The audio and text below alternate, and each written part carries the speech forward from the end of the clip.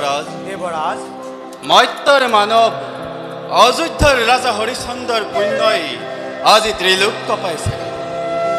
সত্যবাদী ধৰ্মপৰায়ণ ৰাজা হৰিশ্চন্দ্ৰৰ নাই আৰু পৃথিৱীত স্থান। অনতি পলমে স্বৰ্গপুৰে আনিব লাগে সেই মহাত্মাক। সঁচা কথা দেৱৰাজ, পৃথিৱীত অদ্বিতীয় অযোধ্যা আনিবলৈ জগতত তেওঁৰ দৰে মহাত্মা পুৰুষে অতিকে চৰাব স্বৰ্গৰ জয়। দেৱৰাজৰ পালে অনুমতি, এতিয়াই স্বৰ্গৰথে কৰিম গতি মৰ্ত্যধামলৈ।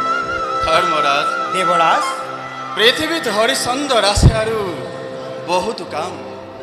আমাৰো আছে কাম কৰিবলগীয়া। কৰিব লাগিব তেওঁৰ সত্যৰ পৰীক্ষা, ৰাখিব লাগিব কীৰ্তি যুগ যুগান্তৰে। শুনা ধৰ্মৰাজ, কওক দেৱৰাজ। বিশ্বামিত্ৰক দিব লগা দানৰ দক্ষিণা হৰিশ্চন্দ্ৰৰ আজিও বাকী। দক্ষিণাৰ চিন্তাত ৰাজা অতিকে হৈছে অস্থিৰ। অন্য হাতে দক্ষিণাৰ বাবে ৰেখি ওলালাই। মাত্ৰ এমাহ সময় লৈ কাশী ধামে কৰিছে গমন।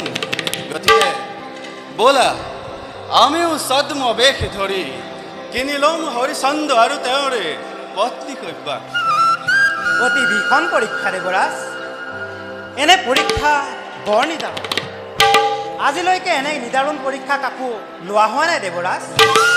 কিন্তু নিশ্চিন্ত ইয়াতকৈও জটিল পৰীক্ষাত সত্য ধৰ্ম ৰাখি হৰিশ্চন্দ্ৰ উত্তীৰ্ণ হ'ব অতি অপৰাধ।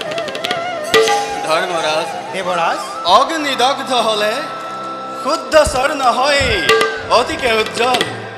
বাৰু ব'লা যাওঁ আমি মৰ্ত্যধামলৈ। ভাল দেৱৰাজ, ব'লক যাওঁ আমি পুণ্যাত্মাৰ কাষে।